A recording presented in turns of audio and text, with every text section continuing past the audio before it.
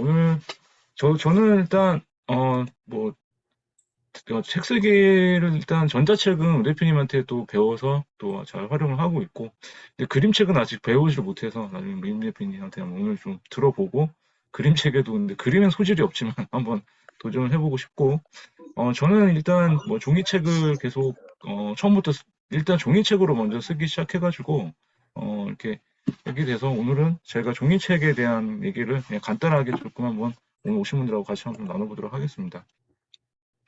일단 뭐 제 소개를 뭐 다시 하면은 저는 지금 회사를 다니고 있는 직장인 작가입니다. 그래서 어, 그 회사에서는 이제 일단 도시계획 그 땅에 대한 일을 좀 전문적으로 하고 있고, 그래서 퇴근을 하면은 이제 글을 쓰는 사람으로 이렇게 또 살고 있는데, 일단 저도 한 7년, 6년 이렇게 같은 일상을 계속 반복하다 보니까 요새는 제 정체성이 좀 모호해진 것 같아요. 그래서 일단은 뭐 글 쓰는 엔지니어라고 오늘 소개를 다시 한번 해드리면, 다시 한번 인사드리겠습니다. 닥치고 글 쓰는 엔지니어, 매일 쓰는 남자 황상열입니다. 오늘 만나뵙게 돼서 반갑습니다. 좀 제가 사실은 요새 밀고 있는 모토가 좀 단호하고 좀 예의 있게 말을 하자 하는데, 좀 단호하게 말을 하는 게 보면 좀 까칠하다고 많이 사람들이 좀 그러는데, 오프라인에서는 전혀 그렇지는 않습니다. 다만 좀 온라인 강의할 때는 좀 말투가 좀 이래서 좀 이해를 좀 해주시고요.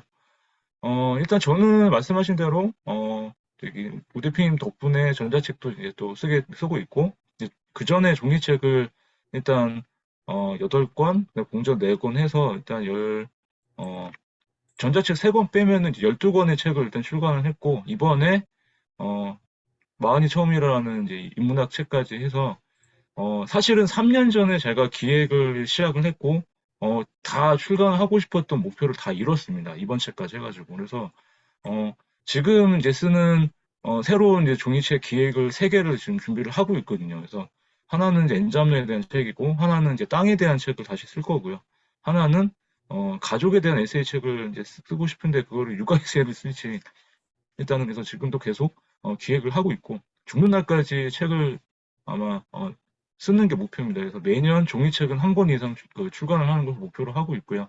그래서 제가 아마 뭐 80에 죽는다 하면은 뭐 35권 정도는 더 나올 수가 있다는 계산이 되겠지만, 일단은 뭐 해보는 데까지 좀 해봐야 될 것 같고요. 그래서 일단 이번에 나온 마흔이 처음이라 이 책도 한번 좀 한번 봐주시면은 감사하고, 어, 일단 나중에 한 다음 주나 다다음 주에 자체적으로 제가 저자 강연을 준비를 하려고 합니다. 그래서 이 책 자체는 사실 되게 작게 나오긴 했는데 한번 시작 전에 한번 이렇게 말씀 좀 드려보고요.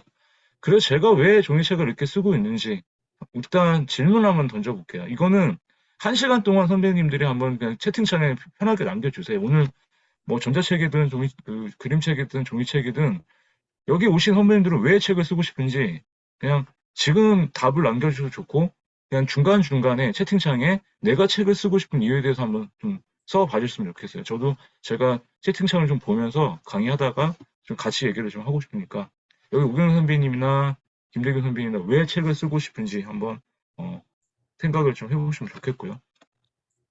일단 제가 종이책을 쓰는 이유는 딱 이겁니다. 4가지로 일단 했는데, 나의 콘텐츠를 만들 수가 있다. 여기 계신 오늘 또 최선 작가님도 오시면 책몽여자 그 콘텐츠로 해가지고 여러 개의 또 책을 내시고 있고, 우리 이은미 대표님 같은 경우도 그림책에 대한 콘텐츠로 여러 가지 또 사업을 하시고 또 책을 내고 계시고, 오 대표님 같은 경우도 전자책 콘텐츠가 메인이면서 다른 또 주제 가지고 여러 가지 책을 내고 계시죠. 그래서 그런 걸 갖고 여러 가지 콘텐츠를 만들 수가 있다. 그리고 두 번째는 그 콘텐츠를 엮어서 책을 만들게 되면은 퍼스널 브랜딩을 할 수가 있다. 전문가로 포지셔닝 할 수가 있는 거죠. 그리고 세 번째로, 네 번째, 3, 4번은 같은 내용인데, 일단 그 흩어졌던 지식들을 선배님들이 목차를 짜가지고 쭉 한번 초고를 완성했다. 그러면 그 흩어진 지식들이 퍼즐 조각처럼 책으로 딱 하나로 이렇게 맞춰지는 연습이 되실 거예요. 그러면 그 맞춰졌기 때문에 한번 쭉 정리가 돼요. 예를 들어서 이민 선생님 같은 경우도 만약에 종이책으로 뭐 그림책 만들기라는 뭐 책을 냈다. 그러면은 일단 강의 자료가 있으니까 계속 반복하고 알려주고 그걸 글로 썼기 때문에 일단 내가 알고 있는 지식의 완성체가 돼요. 그래서 그 완성체가 되면은 다른 사람들을 알려줄 수 있는 그런 가장 좋은 도구가 뭐다? 책이다. 그래서 저는 이 4가지를 통해서 책 쓰기를 좀 하셨으면 좋겠다 이렇게 말씀을 드리고 싶고요.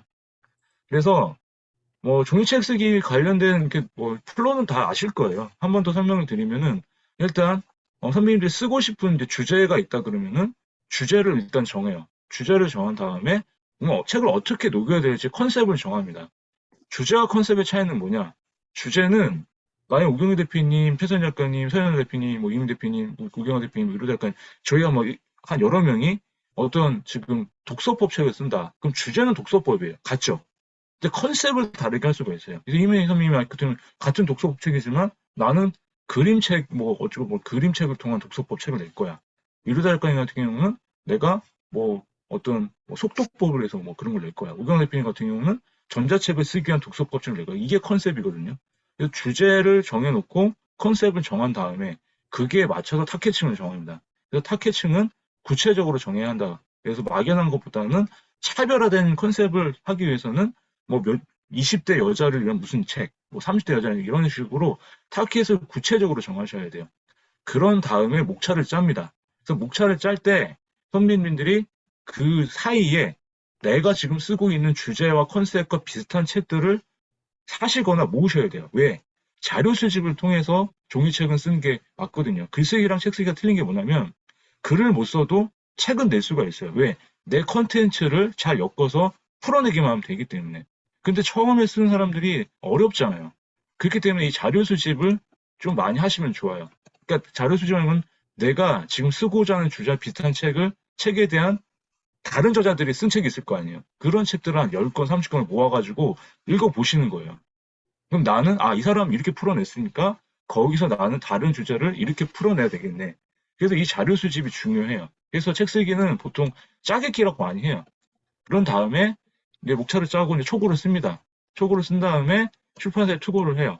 출판사에 투고해가지고 컨택이 되면 계약을 하고 그 다음에 태고를 한 다음에 출간까지 갑니다. 그래서 여기서부터 여기까지가 보통 초고를 3개월 안에 쓴다는 조건 하에 보면은 적어도 6개월에서 1년 정도는 걸려요.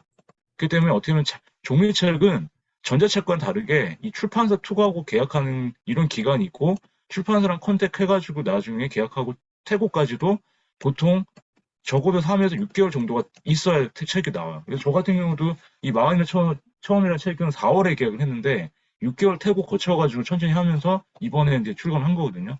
그렇게 되면은 이 책도 거의 1년이 걸린 거예요. 작년 연말부터 쓰기 시작했으니까. 그래서 지금 종이책 같은 경우는 보통 한 1년 정도를 보셔야 된다. 그래서 전자책하고는 다르게 조금 호흡이 길다. 이렇게 생각을 하시면은 좋을 것 같고요. 그래서 하나씩 보시면은 일단 가장 중요한 건 선생님 이거예요. 만약 우경희 선배님께서 내가 책을 내겠다.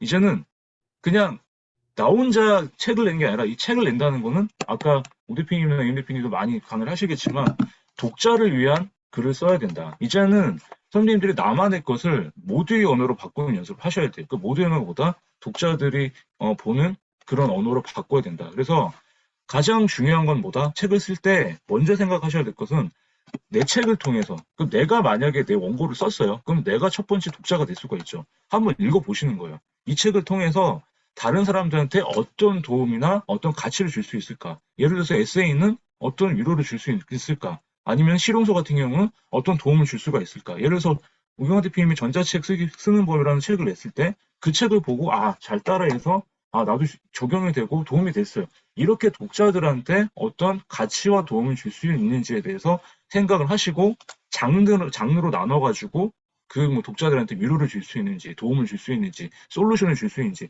이런 걸 생각하시고 쓰셔야 종이책에 대한 거를 일단 시작을 할 수가 있다 이렇게 말씀을 드리고 싶어요. 그래서 종이책을 쓰실 때 그럼 어떤 소재로 쓰면 좋을까? 저는 이 네 가지를 한번 생각을 하셨으면 좋겠어요. 한번 적어보세요, 선배님들. 어떤 분야에서 성과를 내봤다 내가.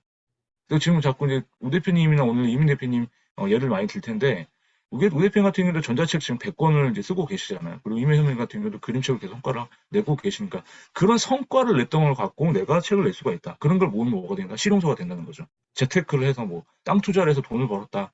아니면 저도 뭐 제가 종이책을 지금 10권을 냈다. 그럼 제가 책 쓰기 강의를 하고 책을 쓸 수가 있겠죠. 그 책 같은 거. 그런 게 하나가 될 수가 있을 거고 두 번째는 실제로 내 일상에서 지금 일어나는 일들. 내가 관계가 안 좋아. 아니면 뭐 부부 관계에서 이혼했어. 아니면 지금 일상에서 오늘 가을이야.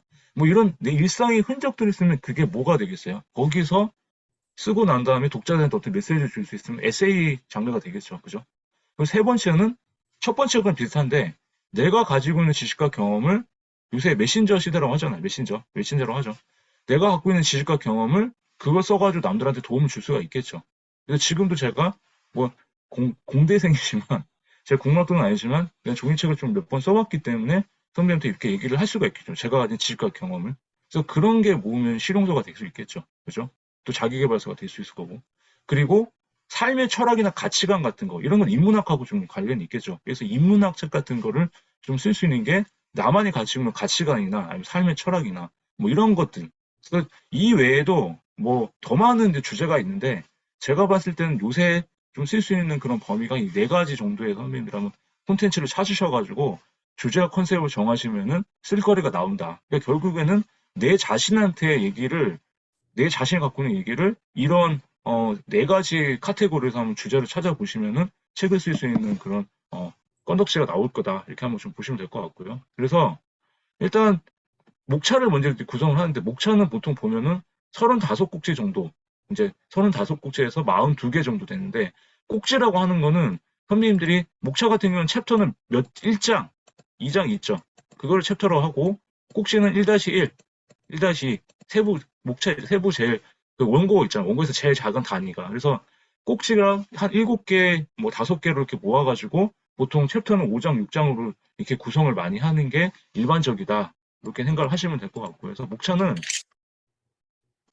일단 1장부터 5장까지, 6장까지 한다는 기승전결이 있어야 돼요. 그래서 목차도 이게 다 이어져야지 따로따로 그러니까 놀아도 되는데 이게 따로 그러니까 1장, 2장, 3장, 4장 독립적인 객체로 활동을 하지만 나머지도 1장부터 6장까지는 기승전결로 이렇게 쭉 이루어져야 된다. 그래서 보통 에세이나 소설 장르 이런 문학 장르 빼고 비문학 장르 같은 경우는 보통 1장, 2장에서는 내가 이 책을 왜 썼을까?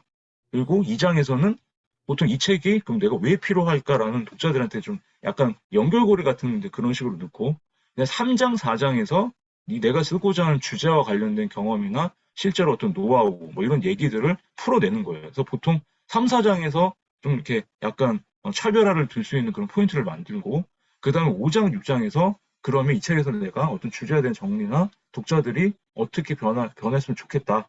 뭐 이런 식으로 이렇게 기승전결해서 이런 식으로 목차를 짜시면은 종이책에서는 조금 유리할 수 있다. 그래서 이렇게 한번 나중에 실제로 혼자 짜보셔도 되니까 1장, 2장, 3장, 4장, 5장, 6장은 이런 카테고리를 해가지고 각자 따로 놀아도 되지만 이게 1장부터 6장까지는 하나로 다 이어져야 이게 나중에 계약할 때도 출판사에서 좋아한다. 이렇게 생각하시면 좋을 것 같아요. 그래서 초고를 쓰실 때는 A4 한글 글자 크기 10으로 해가지고 자간 160도로 해서 2장을 씁니다. 1-1, 1-1, 1-2에서 요새는 2장 정도 쓰는데 2장도 많기 때문에 한 1.5매만 쓰시면 돼요. 한 장 반. 그래서 한글 프로그램 한 장 반 정도 쓰시면은 딱 좋다 요새는. 그래서 가장 중요한 게 이거다. 채팅창에 적어보세요. 초고는 양을 채워놓은 거다.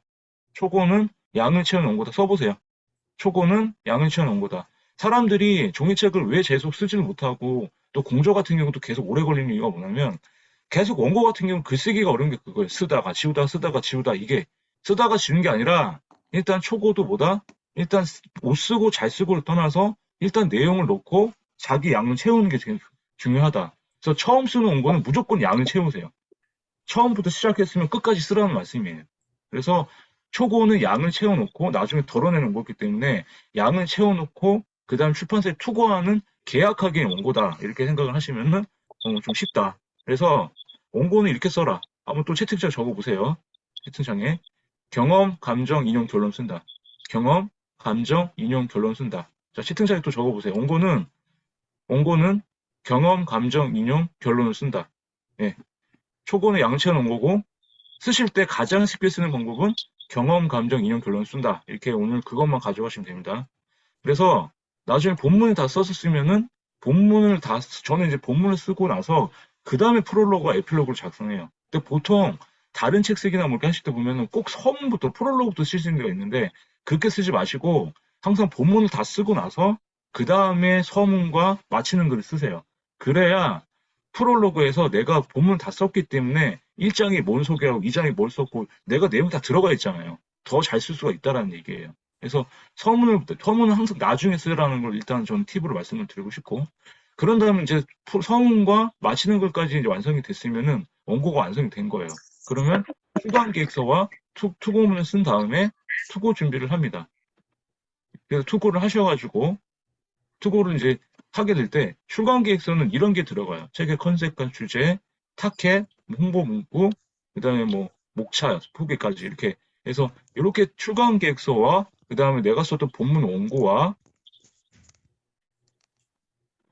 그 진순이 선배님 저 마이크 좀 꺼주세요. 그 그런 다음에 일단 제가 출판사 이메일 확인을 해가지고 그 다음에 이제 투고를 합니다. 선배님들. 그래서 원고 첨부하고 투고문 작성하고 그래서 투고를 해요. 그럼 출판사 같은 경우는 사실 출판사가 되게 많은데 한 10,000개 정도 된다고 저는 이렇게 듣고 있는데 그 10,000개가 뭐 1인 출판사까지 다 내가지고 이제 그 정도 되고 실제로 책을 내는 출판사는 뭐 대형 출판사 이런 데는 많지는 않은 것 같아요. 제가 봐도 한 몇백 개 정도에서 이렇게 출간을 하는 것 같고요. 그래서 일단 투고를 한 다음에 보통 수백 군데 출판사에 이제 그 투고를 합니다. 그래서 대규모 출판사나 중소규모 출판사나 가리지 않고 모두 보내세요. 그래서 초보 작가들은 그냥 일단 저도 그냥 계속 투고를 하는 입장인 거고, 근데 지금은 제가 이제 한 군데랑 이제 해서 계속 계약을 하고 있어서 이제 만약에 새로운 원고 나오면 걔도 또 투고를 할 거거든요. 그래서 그렇게 한번 계속 초보 작가님들은 일단 투고를 계속 하셔갖고 컨택이 되면은 일단 계약을 이제 하게 되는데, 계약 형태가 기획 출판, 반기획 출판, 자비 출판인데 제가 말씀드리는 거는 기획 출판 같은 경우가 이제 선인세를 받고 제가 그 선인세를 받고 나서 그러니까 그 1세에 대한 그러니까 1세를 찍을 때 첨부를 찍었다. 그럼 첨부가 안 팔렸어도 첨부가 나간 걸 생각하고 그걸 계약금을 주는 게 그게 선인세라고 하거든요. 그래서 계약금 선인세로 받는 게 기획 출판인 거고, 아니면 그냥 내가 내는 돈 없이 그냥 러닝 개런티로 해가지고 이렇게 인세를 받는 경우도 있는데, 또 작가가 계약금을 받지 않고도 계약하는 것은 요새 더 힘들어졌어요, 사실. 왜냐하면 출판사들이 또 어려워져가지고 웬만한 걸 갖고 이렇게 좀 계약을 잘 안 하려고 하더라고요. 보통 반기획 형태로 많이 하기 때문에 제가 봤을 때는 반기획 출판도 오히려 더 날 수가 있다, 요새는. 투자한 만큼 돌려받을 수가 있기 때문에 이세를 더 높게 받을 수가 있거든요, 비율을. 그래서 그렇게 계약을 하신 다음에, 그런 다음에 나중에 계약을 하시게 되면은 일단 퇴고를 합니다. 이제 출판사랑 편집자랑 함께 하거나 아니면 혼자 하거나. 그래서 초고를 수정을 한 다음에 보통 한 4번, 뭐 근데 적으면 2번, 많으면 한 3, 4번 해서 퇴고가 일반적이긴 하거든요. 그래서 그렇게 일단은 퇴고를 하신 다음에, 그런 다음에 퇴고한 최종 원고를 넘기면은 이제 인쇄나 출간 일정을 정하게 됩니다. 그래서 그 사이에 이제 표지 디자인이 마지막에 나오고 표지 디자인 시안을 받아가지고 이제 오케이를 하면은 이제 출간 마지막 작업이 다 끝난 거예요. 그런 다음에 이 원고가 인쇄가 들어가면은 이제 인쇄가 들어가면서 온라인 사이트에 먼저 등록이 됩니다. 예스24나 교보문고 온라인 서점에 먼저 출판사에서 그 링크를 줘요. 그 링크를 주는 이유가 저자의 마케팅 능력을 보는 거예요. 예약 구매를 독려해서 판매율이 얼마나 나오는지. 그래서 그게 나오면 쉽게 잘 나오잖아요. 그 미책은 밀어야 되겠다 해가지고 뒤에서 팍 밀어요. 그냥 출판사에서. 그럼 매대를 사고, 선생님도 뭐 교보문고나 이렇게 가운데 가면 막 이렇게 눕혀져 있는 책 많죠. 그 매대가 위치마다 가격이 틀려요. 가장 잘 건 데가 한 1,000만 원. 그 왜 이렇게 한 몇백만 원씩 해가지고 출판사에서 돈을 내는 거거든요. 그 다 자리세를 내가지고. 근데 그게 이제 잘 안 됐다. 그러면은 서가에 꽂히는 거 있잖아요. 저희 그 집에 책 꽂이 있는 이렇게 한 권씩 꽂히는 책들이 있죠. 가면은 그런 죽은 책이라고 해요. 판매가 안 되는 책인 거죠. 그래서 한 달 안에 이렇게 승부를 봐야 되는데 그런 죽은 책이 거의 대부분이 돼요. 요새 워낙 책이 많은. 그래서 뭐 한 1%, 2%그 베스트셀러가 되는 게 진짜 베스트셀러가 되는 거는 정말 쉽지가 않고, 뭐 하루에도 몇십 건씩 쏟아져 나오는 책 중에서 그 선택을 받는 게 쉽지가 않다. 그래서 요새는 저자의 마케팅 능력도 많이 보기 때문에 일단 선배님들이 뭐 우경 대표님 오늘 또 그 사장님 책 나왔잖아요. 그러는 거 보면은 그런 걸 갖고 일단 예스24나 온라인에서 먼저 이렇게 구매를 해주세요. 그 지수를 보고 출판사가 일단 판단을 하거든요. 웬만하면. 아니, 미리 얘기를 했다고는 모르겠지만. 그래서 좀 그런 게 있다는 걸 일단 말씀을 드리고요. 그래서 저는 이제 마지막으로 말씀드리고 싶은 건 이겁니다. 선배님들한테 종이책을 내고 뭐 책을 쓴다, 그게 어렵다 이런 게 아니라 그냥 저는 제 모토가 이거예요. 누구나 자신의 인생에서 이야기가 있으면 작품이 된다. 쓸거리가 있거든요. 그게 평범한 일상이든 그게 선배님들이 뭐 옛날에 뭐 어떤 일이 있었든 뭐 내가 진짜 뭐 영화 같은 삶을 살았든 그런 사람들만 어떻게 극적인 삶이나 이런 게 책을 쓰는 게 아니라 자기한테 가지고 있는 일상의 아까 말씀 그 네 가지 중에 갖고 있는 것 중에서 누구나 자신의 얘기가 있으면 책을 쓸 수가 있다. 그래서 책을 쓰기 위해서는 지난 날을 떠올려 보시고 그것이 힘들 때도 있지만 누군가에게 독자들한테는 선배님들의 그 얘기가 도움이 된다. 위로를 줄 수 있고 그리고 솔루션을 줄 수 있고 도움이 될 수 있고 독자한테 이런 효과를 줄 수 있는 이런 도움을 줄 수 있는 그런 가치만 줄 수 있다면 종이책은 누구나 쓸 수가 있다. 그래서 오늘도 선배님들 자기 삶에서 이야기를 찾아 쓰십시오. 그래서 오늘 와시는 분 중에 종이책을 같이 하고 싶다 하시는 분들은 일단 저한테 문의를 주시면 제가 만들어 드리겠습니다. 누구나 자신의 이야기를 쓰면 책이 됩니다. 황상률이었습니다.